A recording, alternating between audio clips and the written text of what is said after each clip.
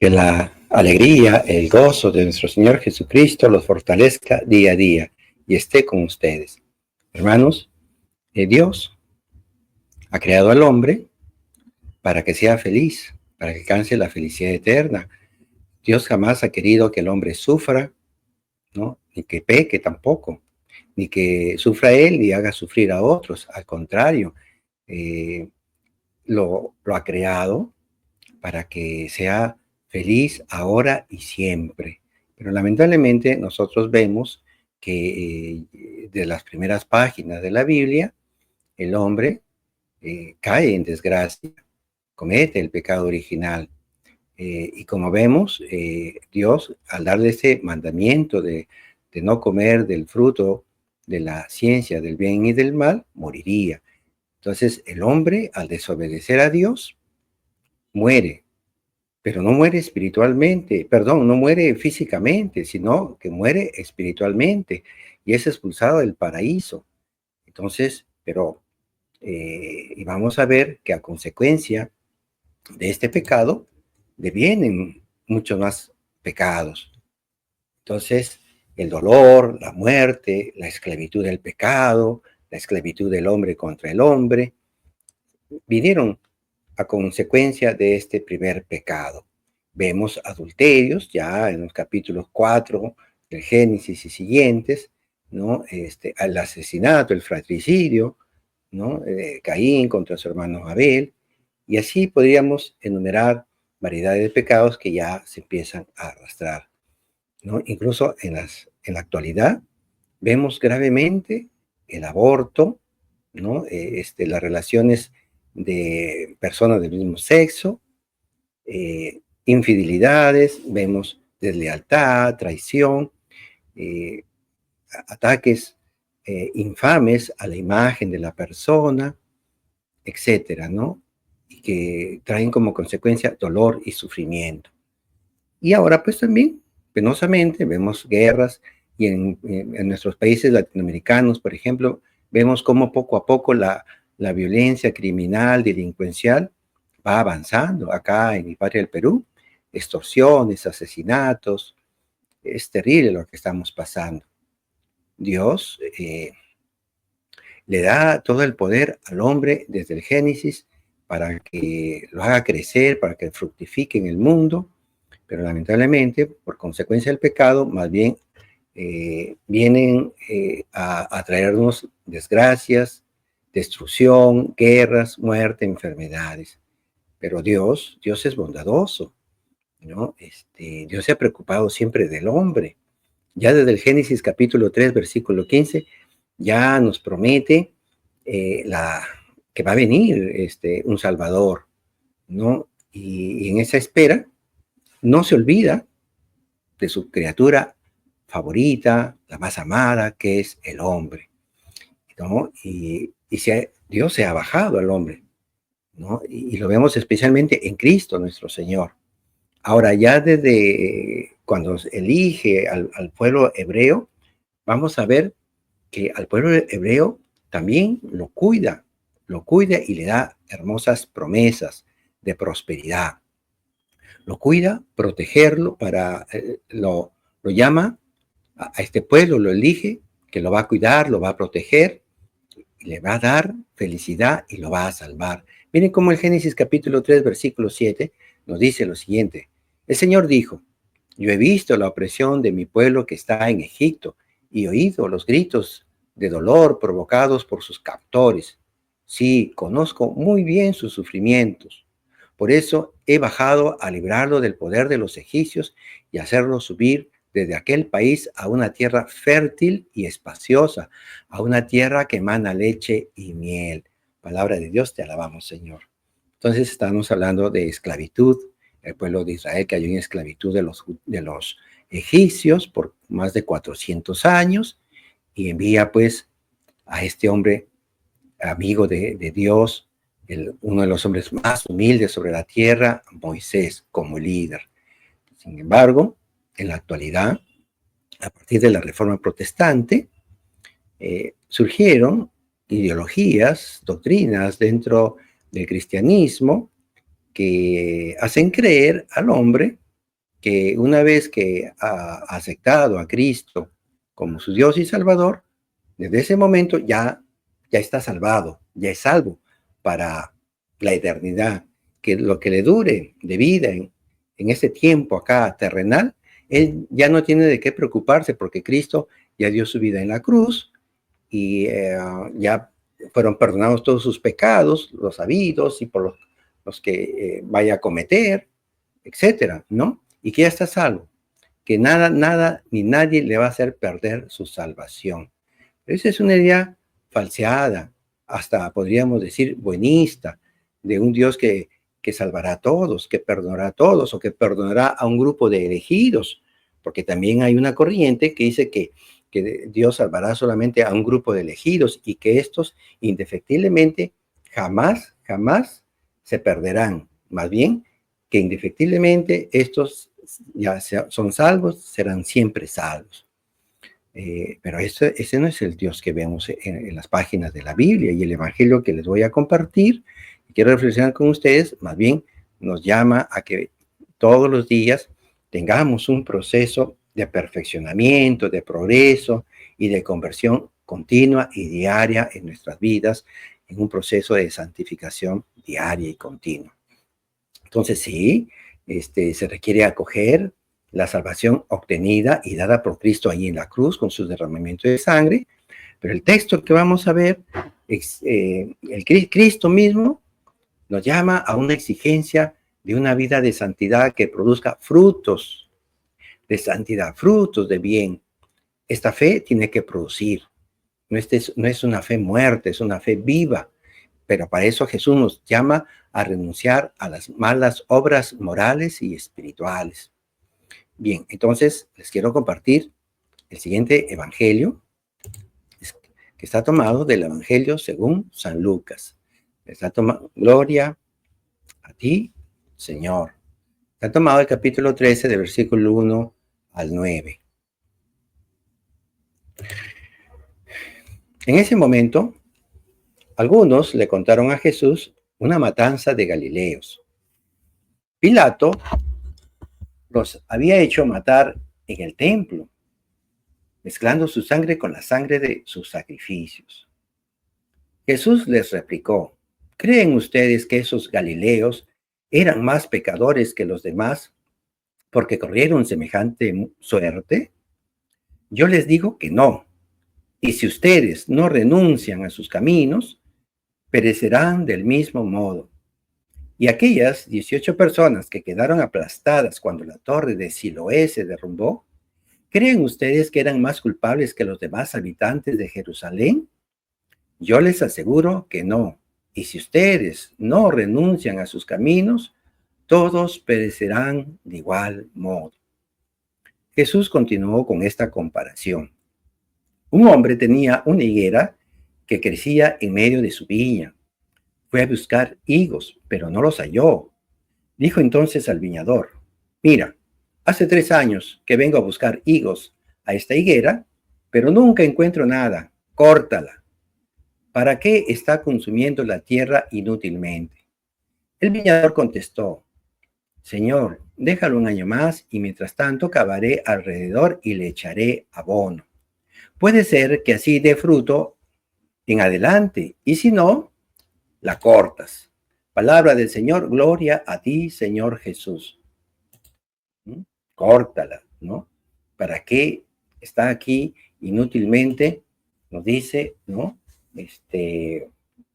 Gastando, pues, consumiendo la tierra, ¿no? Córtala, le dice, ¿no? Córtala. Entonces, aquí está, ¿no? Bien, Cristo aquí nos está advirtiendo de una vida obrante, de fruto, de santidad, que es necesaria para la salvación. No solamente basta creer, no todo aquel que me diga, Señor, Señor, ya se salvará, sino aquel que cumple la voluntad de mi Padre. Es lo que dice en Mateo capítulo 7, versículo 21. Entonces, aquí hay 2 partecitas del Evangelio, unos hechos lamentables, tristes, de muerte de personas, que el pueblo judío, este tipo de muertes, las enfermedades, ¿no? las veía como consecuencias de pecados.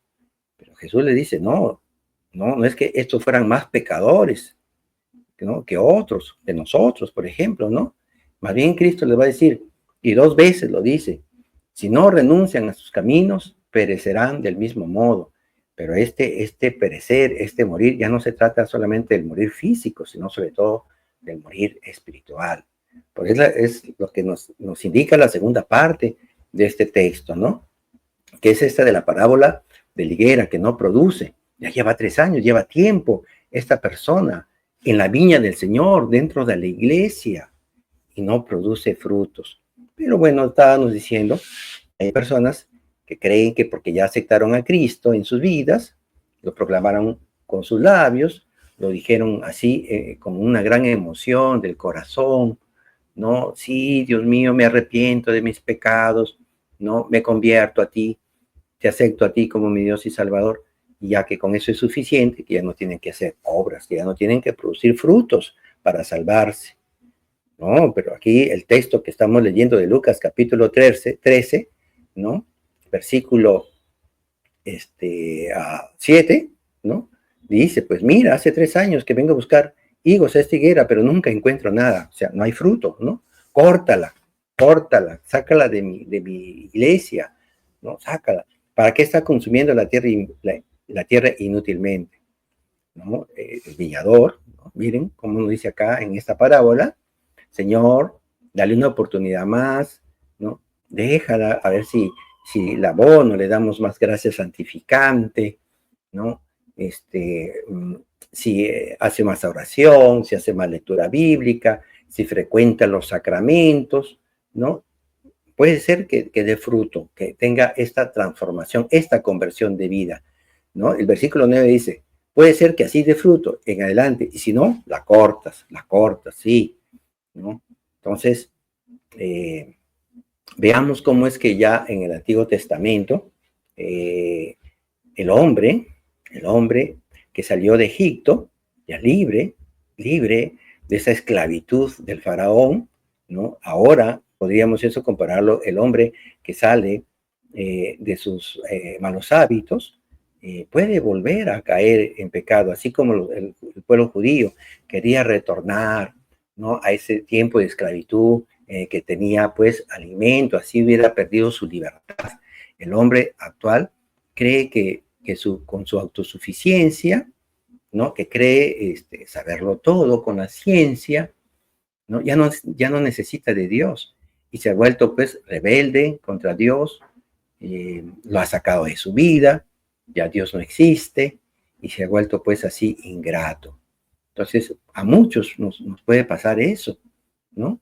Y bueno, entonces, como decíamos, ya se creen algunos que ya no necesitan de Dios, que la vida acaba acá, y otros, incluso buenos cristianos,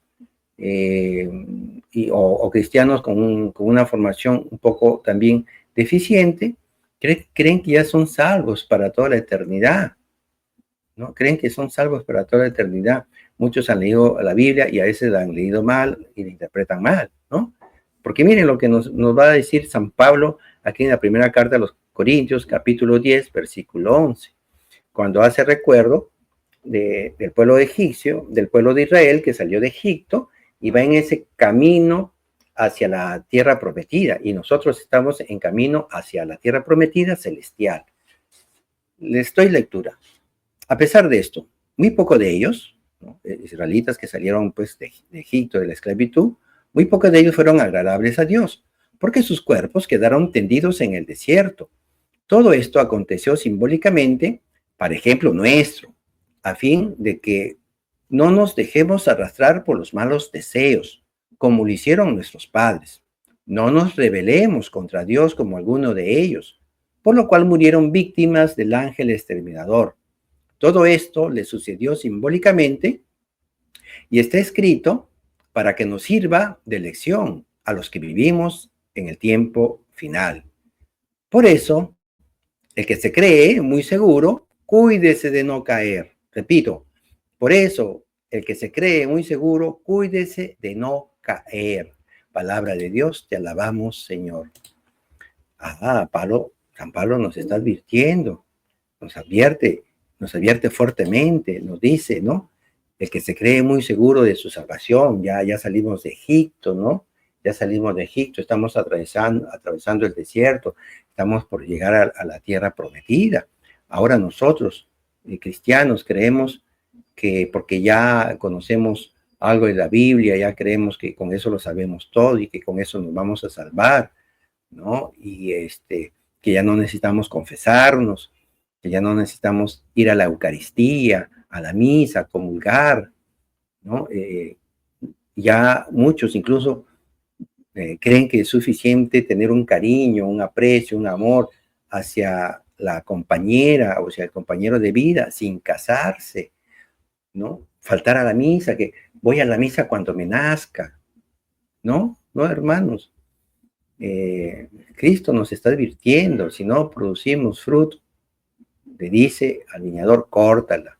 San Pablo aquí en la primera carta a los Corintios, capítulo 10, versículo 12, nos señala, el que se cree muy seguro, cuídese de no caer, cuídese de no caer. Entonces, hermanos, estamos nosotros invitados a esta salvación, creyendo en Cristo, sí, acogiendo el amor de Dios que quiere que todos los hombres se salven, pero no, estamos llamados a dar frutos, fruto en abundancia, unidos a Cristo. Él es la vid, nosotros somos las ramas, Él es el tronco y nosotros tenemos que estar unidos a Cristo. ¿Y cómo podemos estar unidos a Cristo? Si no es con los sacramentos, la oración, realizando las obras de misericordia, ¿no? La lectura bíblica. Entonces, fe y obras, ¿no? Ese es el kit de nuestra salvación. Ahí está, ahí radica, no solamente fe, no solamente dedicarnos a hacer obras, no, fe y obras. Y Dios se goza cuando nos ve crecer y dar fruto en abundancia, ¿no? Y hace que participemos de su gozo de esta manera, ¿no? La satisfacción nos invita a tener esta satisfacción del bien hacer, que es lo que nos enseña ahí en Mateo capítulo 25, versículo 21, cuando ya va a reunir a todas las naciones y va a separar a las ovejas, aquellas que siguieron sus mandamientos, y de los cabritos, aquellos que desobedecieron. Y miren lo que les va a decir a las ovejas, ¿no? Aquellas personas que hicieron el bien. No, perdón, estamos hablando de los talentos, la palabra de los talentos. Mire, el patrón, Mateo 25, versículo 21, el patrón le contestó, muy bien, servidor bueno y honrado, ya que has sido fiel en lo poco, yo te voy a confiar mucho más. Ven a compartir la alegría de tu patrón. Palabra del Señor, gloria a ti, Señor Jesús. No, dice, servidor bueno y honrado, ha sido fiel en lo poco, ¿no? Ha producido, le dio 5 talentos y produjo 5 talentos más, ¿no? Ven a compartir la alegría de tu patrón. Entonces, es la satisfacción del bien hacer, del bien obrar. Igual, ¿no? En ese juicio de las naciones, ahí nos va, pues, a separar y pidamos al Señor su gracia para que nosotros produzcamos estos frutos, este abono, como lo llama el Señor aquí en este Evangelio de Lucas que hemos leído, ¿no? En el capítulo 13, ¿cierto? Versículo 8, dice, el viñador contestó, Señor, déjala un poco más y mientras tanto cavaré alrededor y le echaré abono. Puede ser que así de fruto en adelante y si no la cortas. Hermanos, aprovechemos este tiempo. Este es el tiempo, no de decir que ya yo soy salvo, siempre salvo. No, no. Es tiempo para producir fruto que el Señor nos recompensará en su oportunidad, ¿no? Con la eternidad y la felicidad eterna. Que el Señor los bendiga y haga resplandecer su rostro sobre todos y cada uno de ustedes.